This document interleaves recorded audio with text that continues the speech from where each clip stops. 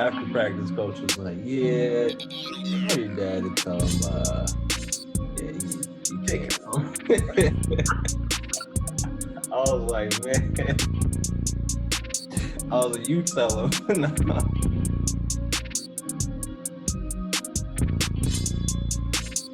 Cool, man. So really, I wanted this conversation to really be like for the players that may be under the radar or players that will reach out first. Mm-hmm. Do you get that often? Yeah.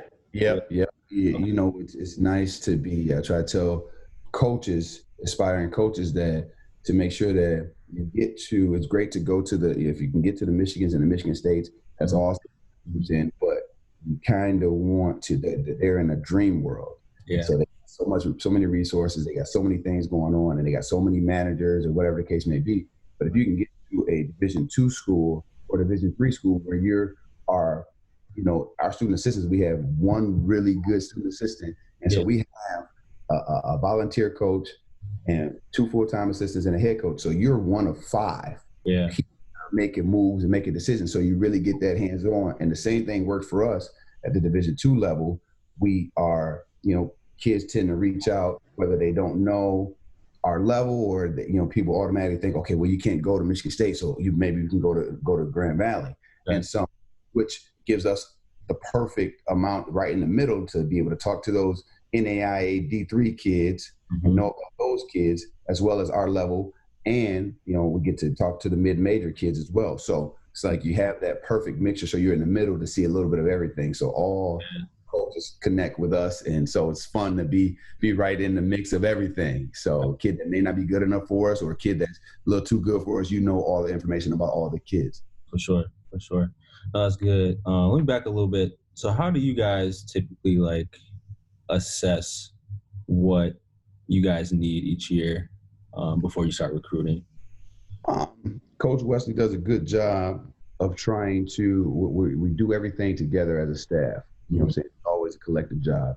And so throughout the year, you're constantly talking about, what you're missing and what you don't have. And some of that is due to injuries or whatever the case may be. But the way that the game is played now, that you kind of got to always wait to the springtime after the season's over, after you've had your banquet to see who's disgruntled, who's not happy, Yeah. who wants to leave, and then you can take take stock. Then you start to go out and reach out. So throughout the year, we're constantly keeping those lines of communication open with all recruits and potential recruits. Yeah. And a typical year, a non-COVID year, we have exposure camps and we have elite camps that we can have those potential players come to and get on campus, do a campus tour, and then get to be coached up by us or local Division III or NAIA schools so that they can get some coaching and we can see them take coaching. And then we have all their measurements, all their stuff at that exposure camp so we can get a true assessment of who they are. And again, that helps us know who we have in our backyard or who's interested in Grand Valley and get somewhat of assessment, whether it's your freshman year, sophomore year, junior year in high school. So, Yeah. Okay. No, yeah, that's cool.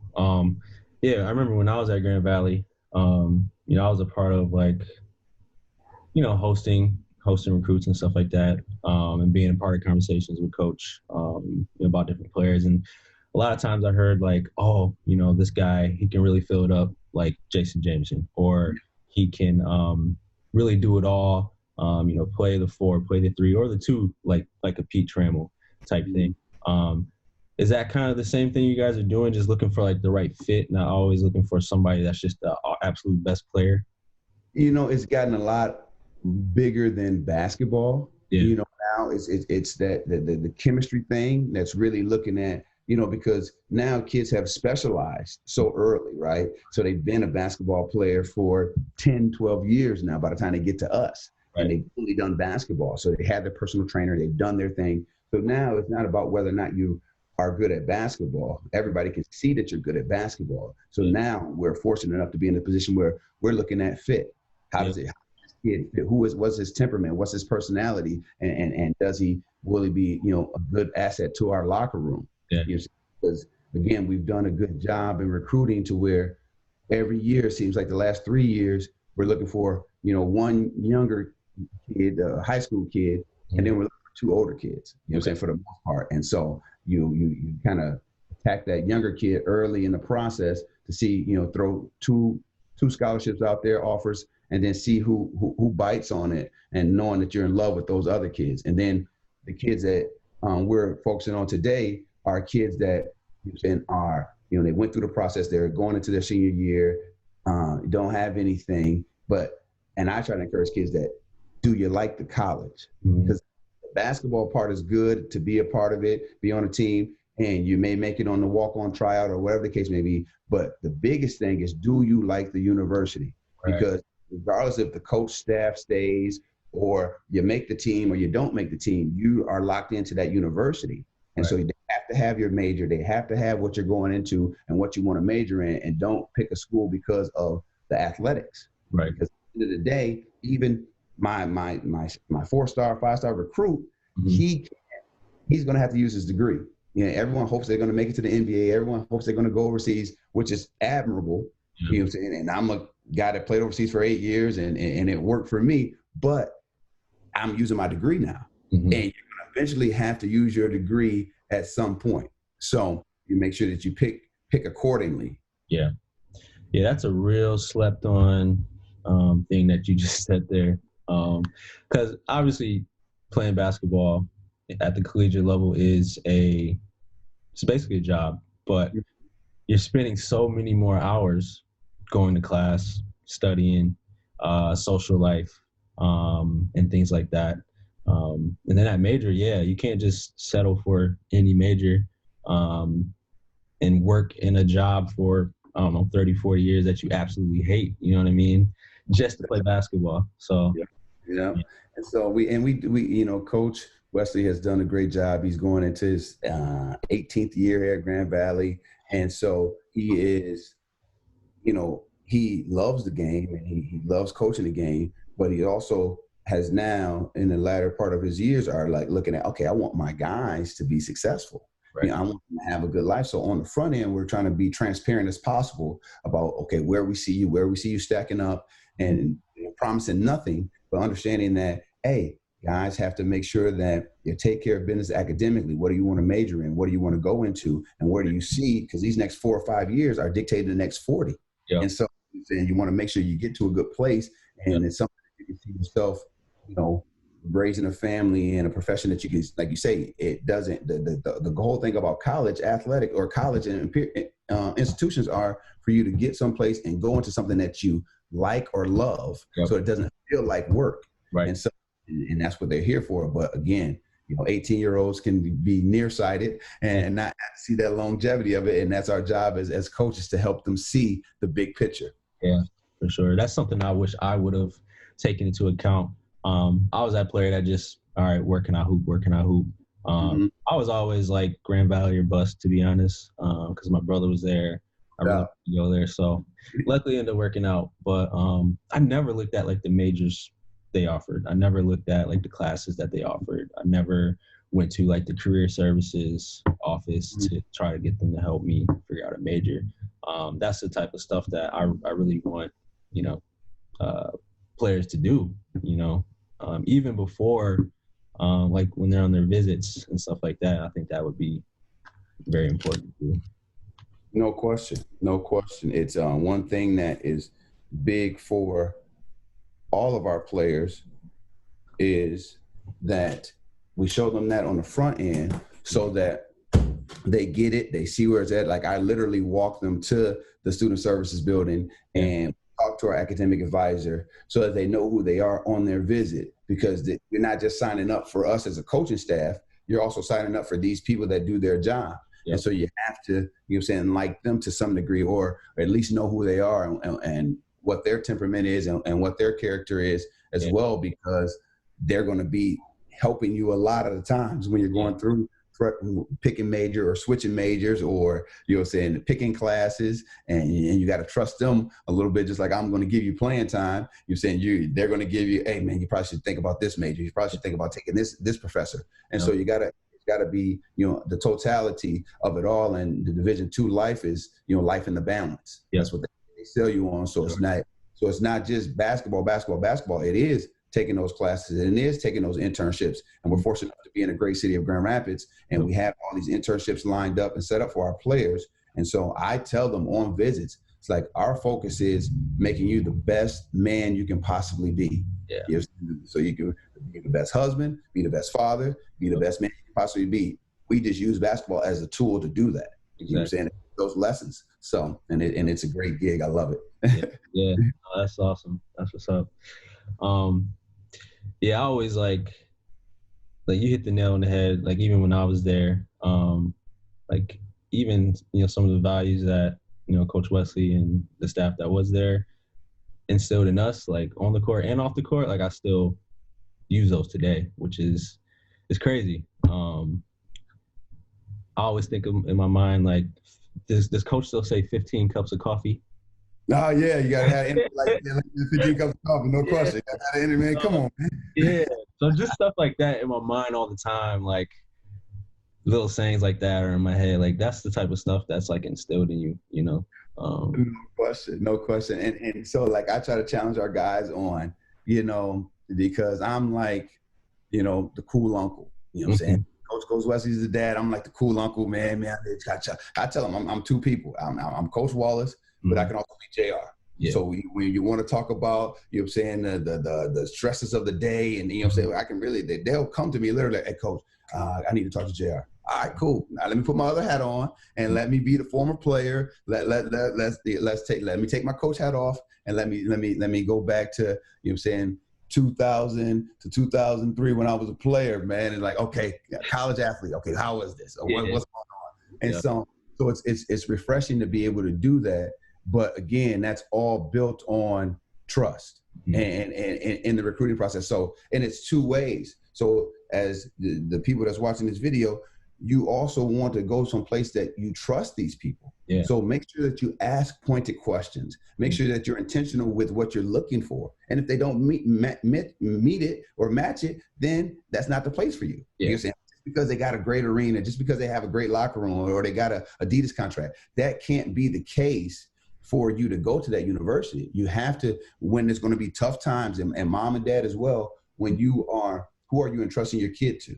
Yeah. What staff are you turning your kid over to? And in men's basketball, it's you turning your kid over to them. Yeah. And women's basketball is not the case. You're saying dad is still in it. Don't let my daughter go. They're always involved. But in men's basketball, you're turning that kid over to that program. So you want to make sure that he's just not going to make him bigger, stronger, faster. He's also going to make him a better man. And he's going to help instill some good lessons that you and your household have. Or maybe there's a staff that you're giving them to that your son is lacking this, and you want him to go to this father figure or this family type institution or staff. Then that's what you choose. Definitely. So definitely, no, that's good stuff. Yeah, that trust is huge, and I think asking those questions early on will eliminate, like when you do get there, it's like, oh, did I make a mistake, or eventually transferring and stuff like that. So yeah, that's definitely important. So let's see. Let's switch gears. So for the Grand Valley program, how can a player stand out like on the floor? Like what are players doing for you to catch your eye? Transferable skills, and that's hard work. Hard work. You're saying just run the floor hard, sit down in the stands, and I know it sounds cliche, but it's like that stuff translates. Like, because you go from, being the guy who's playing all the minutes in high school or on your AAU team to, I know regardless of how good you are, you're saying you're going to take a back seat in our program. Mm-hmm. And can you do that? And how you show me that as the man on your team in high school is running the floor hard, playing hard, being a great teammate, clapping hands, giving coach good eye contact. Those are the things that by the time we come to a game, we already know that you're good. Yeah. So I'm trying to look at the separators. Like, man, is he coachable? You know what I'm saying? Is he going to be fun to be around? You know what I'm saying? And not just fun for my players, fun for me. Like, man, is he going to be a knucklehead? Do I got to chase him all around? What I got to do for this cat? Do I got to put, who is he? But if he's bringing those transferable skills, those same skills that are going to make you a great leader of a family, you know what I'm saying, are the same skills that are going to make you a great leader on the basketball court. So if you're giving, you know what I'm saying, and you're a servant leader, that's great. That's what I'm looking for. Like, okay, he gets it. He's clapping everybody's hands going down to the end of the bench. You know what I'm saying? He just had a silly foul. You know what I'm saying? He's frustrated, but he's not taking it out on his teammates. And what I mean by that is, like, he's not clapping anybody's hand. He mad at, they didn't do anything. They're sitting on the bench supporting you, but because you are into you, then you go to the bench and just sit down and don't clap anybody's hand. So those little things that people don't think that coaches look at, we look at. Yeah. And so again, because you got to humble yourself a little bit. You're not coming in and being, oh, well, I'm averaging 24 points in high school. I shoot 45% from the three. Mm-hmm. Well, I'm not going to ask you to come in here and do that immediately. Yeah. And it's not fair on the learning curve for you to take that from whatever, you know, high school league you're in and think that's going to get plugged in right into the GLIAC.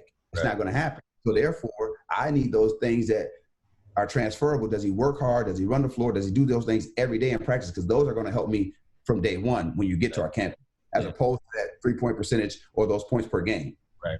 Yep. So this is how I know you're spitting facts right now to everybody that's watching this video.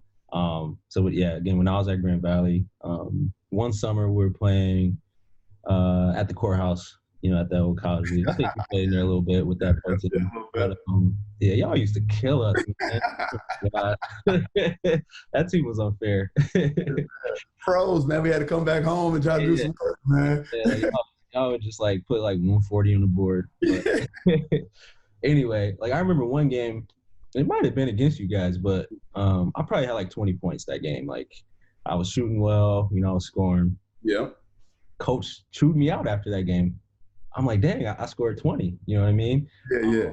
But obviously, coach cares about you being skilled and being able to put the ball in the hole. But to impress him, to get him to compliment you, got to take some charges. You got to dive on the floor, and you got to be the loudest person on the court. Like those three things, yeah. Because anybody can do it. Right. Like, you know, anyone can do that. Like anyone on the floor that can do that. Everybody can step up there and take a charge. There's a loose ball on the floor. You can be the first one on the floor. You say, and everybody can talk.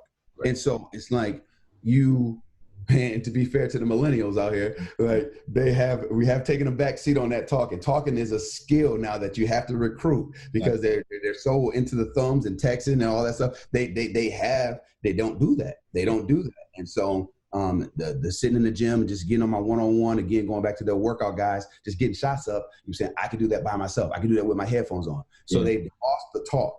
And so that's something that we try to preach a lot when they first get on the campus. But those things are big because, again, they transfer, and then that's a standard that I can hold everybody to. Yeah. I'm not going to ask you as a freshman to come in here to average 20 points. Right. You know what I'm saying? But I am going to ask you to take those charges. I am going to ask you to get on the floor, and I am going to ask you to talk. Yep. And so, but yeah, no, those are that's true. That's true. Yeah, I think it's safe to say because you will not get on the floor if you're not doing those things. No. Yeah.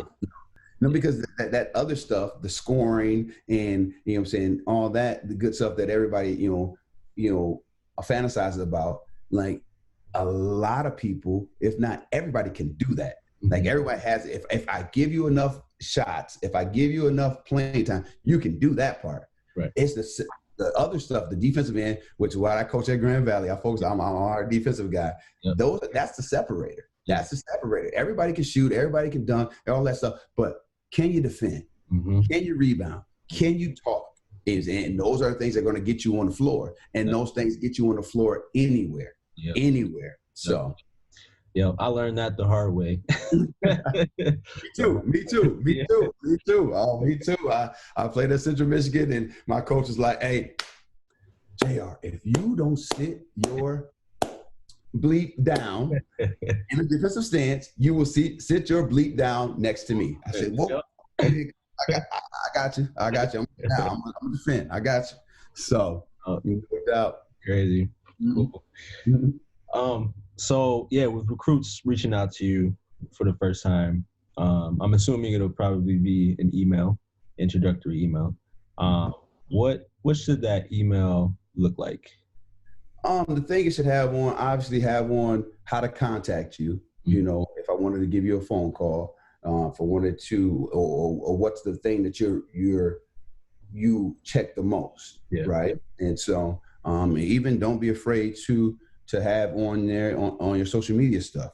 Mm-hmm. But make sure that your social media stuff is clean, Yeah. you know, and it doesn't hold you back, Mm-hmm. you know. And then again, what the biggest thing that I tell recruits when they come to campus, what you like, what you've hearted, what you've liked is what you said.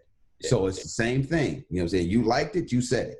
Mm-hmm. So don't get it twisted. So when I go through your feed, which I will go through your feed, then it's got to be, you know, above board. Does it have to be perfect? No, it's not going to be perfect, but it can't be, you know what I'm saying, out of pocket. And so, but you communicate where you're at and like how we can communicate with you the best. Then let us know a little bit about you.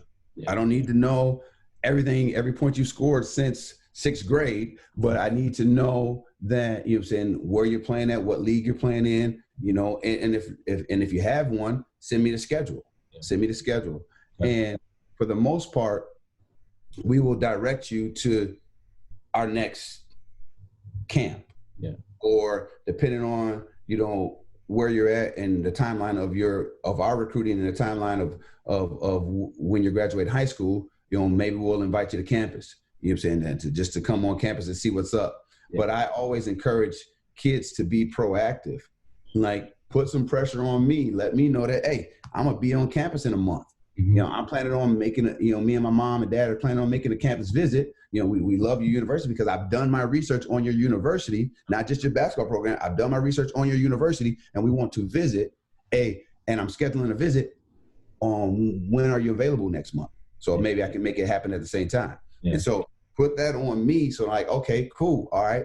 And let me see what's going on. And then hopefully we can try to set something up. Right. But overall, those are the things I think you need to have on there. Just a quick introduction about yourself, how we communicate with you, and then let us know that you like Grand Valley University as well as Grand Valley's basketball program, and see if they can coincide. So, but I think those are the biggest things that you can have on there. Cool. Yeah, doing that I think would be a really good start. So I've been doing like research and stuff, like best practices for recruits, you know, contacting. Mm-hmm. I've been seeing like player profile documents like being attached to emails. Would that be something that you would look at? Yeah, definitely. Like the more things that you can have on there that are separators for you, that things that you like about yourself, things that you like about your game, you know, again, it's and you want to make it to be factual, you know, not so much, you know, opinionated stuff, but just stuff that is, you know, I'm 6'3", that's facts. I'm 6'3", I'm 185, facts, that's 185. You know what I'm saying? I average X number of points. I shoot this from the three. You know what I'm saying? I shoot this from the free throw. And you give me those. And we live in a business, or we're in a business that is about numbers. And we're very stat driven. And so we get stats after every timeout. We get stats after every game. We stat driven. We do a lot of drills that have stats in it. And so it's like, okay, cool. Those things will connect with us. Mm-hmm. And then again, you let us know, you know, when you can get to campus and when are you going to visit and what do you like about the university as well as the basketball program. Sure. And then I think that's a good way to get it started. Yeah. Big thing you said was keeping it factual. That's huge. I think we can't stress that enough because y'all are going to find out. Yeah. I mean, if you say you're shooting 60% from the three and you get on campus and you airball and stuff, right, it's going to be a problem. And you know, coach, like I said, coach has been coaching for 40 years.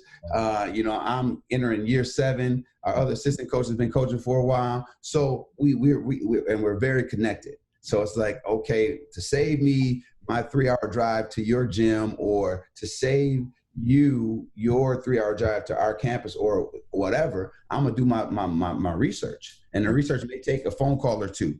Mm-hmm. And to be fair, we're not gonna just, you know, check with your rival high school coach and see what's good. We're gonna do our due diligence and then let you know where you're at, and obviously watch, you know, what we can find on you. And so, but because our biggest thing is just like we want our kids to come to us and be on fire about us, and we all as a staff love the game of basketball and love what it can provide for you. So we want you to find the right place. you know what I'm saying, academically and athletically. So it's like, okay, if I know that watch this kid's film, I went and watch them, happen to watch them in high school, because I'll go to games and I'll see a D3 kid or I'll see an NAI kid, and I'm texting my NAI buddies, I'm texting my D3 buddies, like, hey, dog, you might want to get on this cat. And I'm trying to put you at your level. The same thing that we do at our exposure camp. Right. I'm trying to put you at your level. Yeah. And if you're okay with playing at that level, and if you're okay with that university, then it's golden. You found your place. Right. You know, and I think what leads to a lot of the transfers all over the country is that they're not looking at it from that lens at the beginning. Mm-hmm. They're looking at it like, okay, who has the biggest shoe deal? Who has the biggest arena? Who can I play in? And you're trying to get to that level. And then when you get there, it's not all it's cracked up to be. And now you say that, man, I really do want to be on the floor. I really do want to play. Mm-hmm. And then, okay, now you're trying to backtrack and find a different place. Yeah. You did that from the get-go. Now you could have been 4 years at this university or 5 years at the university as opposed to 1 or 2. Yeah. So, yeah. A really good thing you said that you help players, find their place. So it would be a good thing for them to ask you, for feedback, saying like, would I be a good fit for Grand Valley or a D2 school, or what is your feedback on me? Yeah, no question. Yeah. No question. And then, you're more than welcome to go get a second opinion, a third opinion. Yeah. Don't be, offended by the information that you receive. It's my, in this case, it's my assessment of you. And by all means, if you want to use that as fuel to prove me wrong, prove me wrong. Yeah. Go ahead and do your thing. And that's the thing, me being a former athlete and a competitor, like that, I appreciate that. Go ahead and do whatever you got to do to get to wherever you want to get to. But understand, don't be led or don't misinterpret me as if I'm trying to, old man, you don't know nothing, because it's not going to hurt me. It's not going to hurt me. It's going to hurt you, because if it gets back to me that, I'll use bad mouthing the stat, that just hurts you. And because it shows a character flaw in you. Right. And then therefore, you're saying it is what it is. Just like you have that teacher in school that, gave you a lower grade than what you thought. It doesn't do you justice to badmouth that teacher, because even if you're badmouthing to your homeroom teacher, it may get back to that teacher, or that homeroom teacher may see you differently. Exactly. Because you weren't able to take this little bit of adversity or this little bit of assessment and take it in the right vein. And okay, let me get motivated. Let me go ahead and get an A next time. Let me study harder and change that grade. You know what I'm saying? Because too many people are quick to blame and point fingers as opposed to reflect. Like, okay, this is me. This is how he saw my game. This is the level he thought I was at. I'm going to work harder. I'm going to be better, and I'm going to prove him wrong. Okay, cool. So that's good. This is good stuff right now.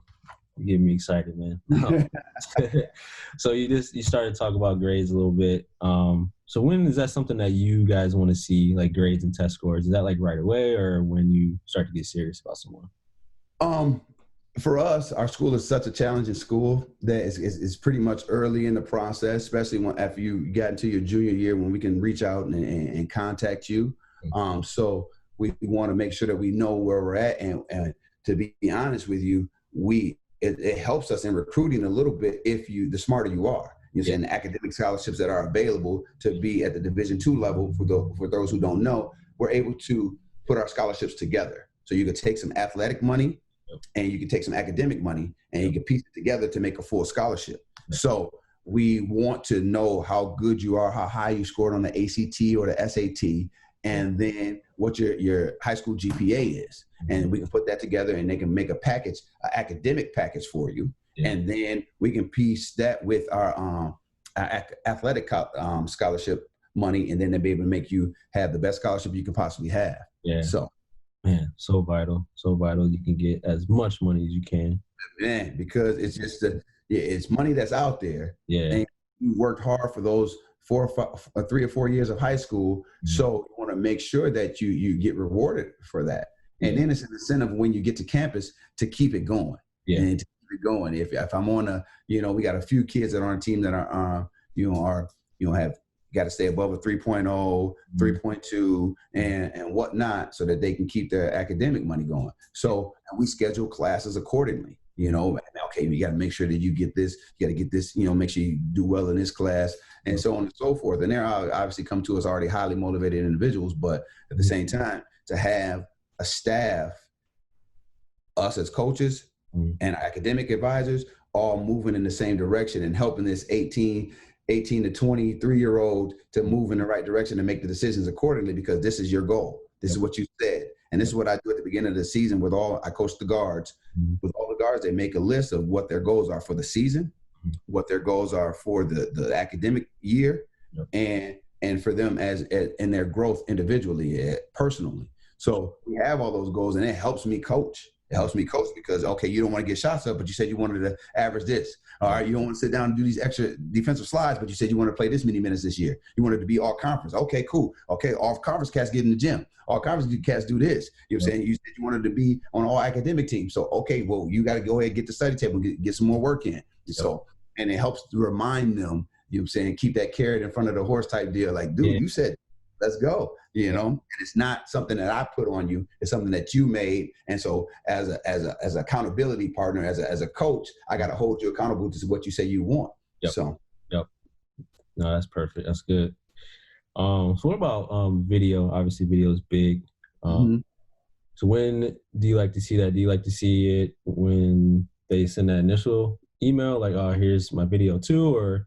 Yeah, that's fine. It's fine because we become visual too. So it's like if you can put that all together, where and depending on how comfortable you feel, like in a perfect world, I would write that intro email with the profile together. You know what I'm saying? Then wait a couple of days. You know what I'm saying? And it depending on if you haven't, whatever your timeline is, if you haven't had, if you got a month left in your season, you got to speed it up a little bit.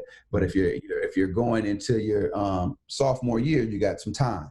So you just want to keep the dialogue going. So you want to make sure that you reach out, send that initial email, wait a week or two. You're saying somebody should get back to you by that time.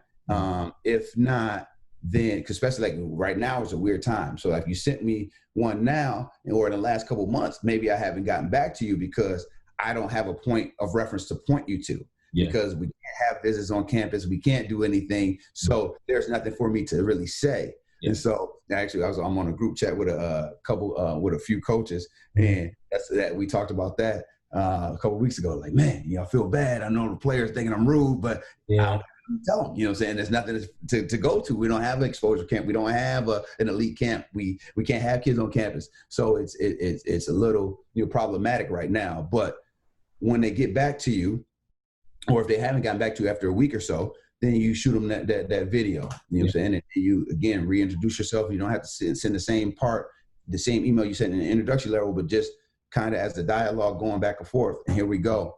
And that shows your persistence, and it shows that you are serious about it.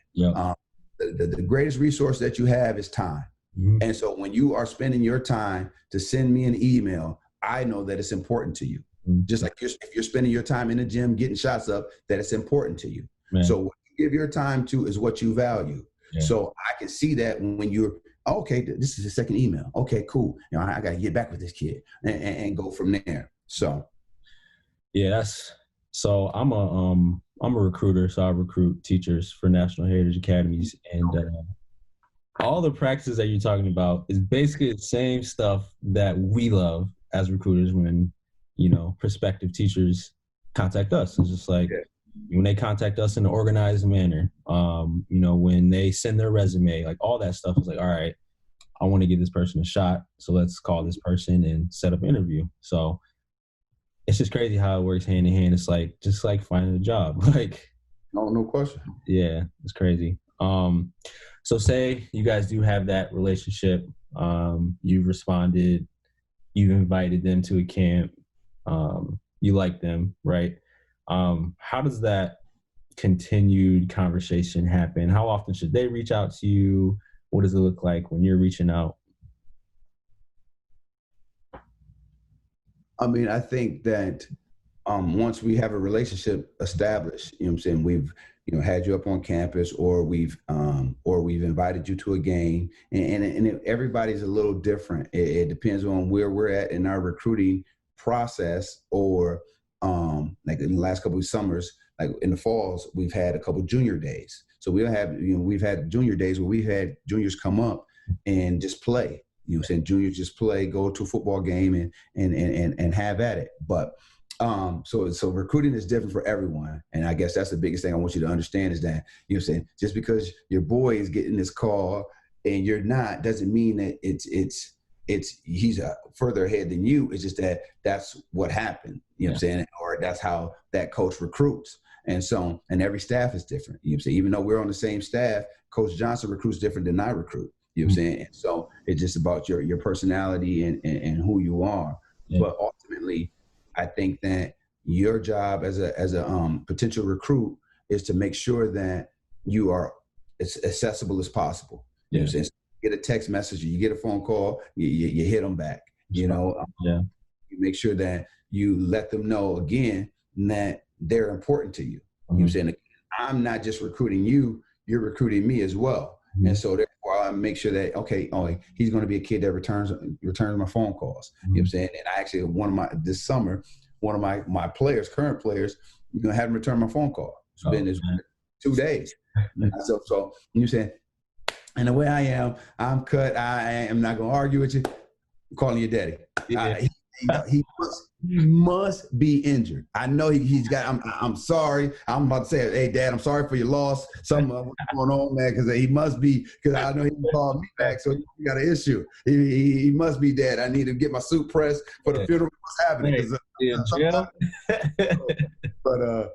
yeah. So it was, one of our kids. He's just been working a summer job, and coach, I'm working.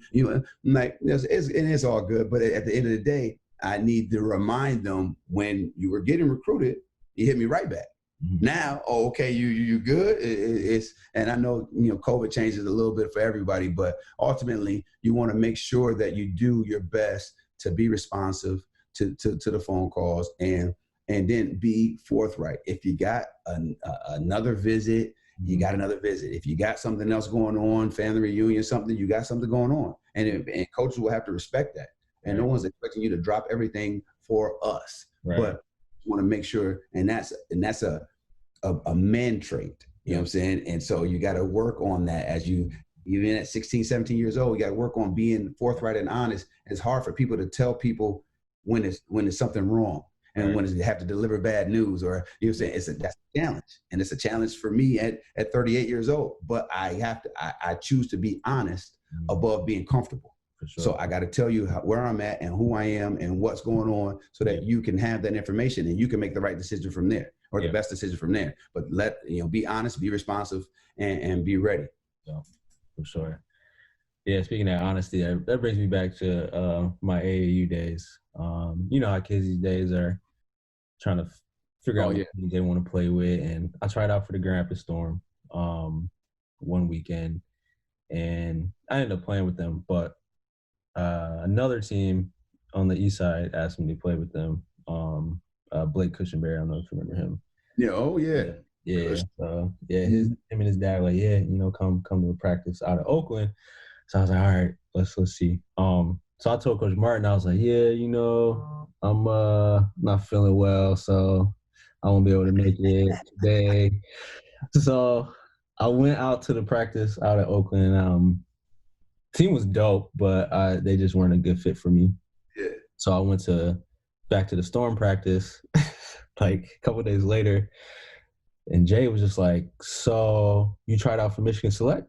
I was like, what? What you talking about? He's like, dude, I know you were there. Like, because that's it's basketball world is so small, right? Yeah. And so and that's the biggest thing. Like, as much as you want people to come out in our league, we play Thursday nights and Saturday nights, right? So as much as you want people to go out and watch you on Thursday and Saturday, you got to expect them to watch you on Monday and Tuesday, going to class or not going to class. So you can't. It's a two-way street. So if I want to be so good to where I'm elevated to be on this stage, then people are going to watch me. Then they're going to watch you throughout the week as well. And so same thing, being forthright, being honest, and hey, letting Jason know, let whoever know, like, hey, dude, I want to try this. I want to see where I'm at with those guys and go from there, because they're going to know. Because the flip side for the Michigan Select is that, dog, I got one of your guys from your your backyard that's coming over here, dog. So I mean, you know we have West Trammell over here, right? Yeah, yeah. Yeah, that's crazy. Yeah. So it's small world, very small world. So no question. Yeah. Yeah. Last topic. I want to talk about a pretty important topic, and that's parents. So, how vital are parents in the recruitment process to you? It gives me a point of reference to see who the kid is, and more often than not, the fruit doesn't fall too far from the tree. So it's nice to see parents and see, if they have that athletic background, if they have that, what kind of job they have, to see if they fought through some stuff, and what has made this kid such a great player, great prospect till now. Right. And so they help in that aspect. I think and this is a challenge. Me and my wife got a 4-year-old, so this is a challenge I see my wife having. I think that I've got it specialized. I'm good, But you love your child so much that you want them to have everything that they want, right. And especially when you're raising boys, you're trying to make them into men. You're saying a father's love or a mother's love is nurturing. A father's love is dressed in challenges. And so I am full of challenging you. I'm full of challenging, even my 4-year-old, I challenge. And so they have to understand that you want your son to be challenged and you want him to grow, because he's only going to grow through adversity. So make sure that you don't move everything out of his way for him, and you ask all the questions and you do all the things while he's there. It's nice to be on the visit with him, and let him ask the questions. Right. And then, if you want to coach him up on the ride to the visit, or if you want to give him an assessment on the ride back home from the visit, that's great too. And if there's something that's huge that he missed, then obviously step in. But for you to go to a visit and be his broker or his lawyer doesn't really help him. And I don't get a true assessment of who he is, And we've been in the game long enough. When we do have those kids, we know that, dad does all the talking or mom does all the talking. Yeah. And so we get that and we can navigate through that. But sometimes you can have, young staffs that will be offended by that. And ultimately, you want your son to have a relationship with this staff. Mm-hmm. So we want him to be able to talk and be comfortable and develop that trust, yep. And to develop that faith in this staff. And he can, and you to be right beside him helps, mm-hmm. You know what I'm saying? But to take over the show for him doesn't help, doesn't help. So I think that's the biggest thing. Let your son do the best he possibly can, coach him up behind the scenes. And that goes the same for dads that are in the stands at high school games. Right? Don't be yelling at him from the sideline. Don't be yelling at him from the sideline. He lives with you. You can go home after the game and get shots up. Y'all can do that afterwards. You can work on his defensive stance at home, and you can chew him out at home. Yeah. But let him save his pride right now out there on the floor. Let him be coached by his coach. Yeah. Because you can assess how he takes coaching, and you could get to assess how he likes it and how he doesn't like it, and then be able to help him navigate how can you do better. Because what happens when you go to your place of employment and I can no longer help you. You know what I'm saying? It's year 2 of your new job and I can't help you. I can't do anything for you. And so there you go. For sure. No, yeah, that's good, man. That's really good. My dad was that coach from the sidelines. Mine. Mark losing our mind, like, man, hey, man, you sit up in the stage, you talking to dad, man. You keep dad, man, keep it quiet. Man.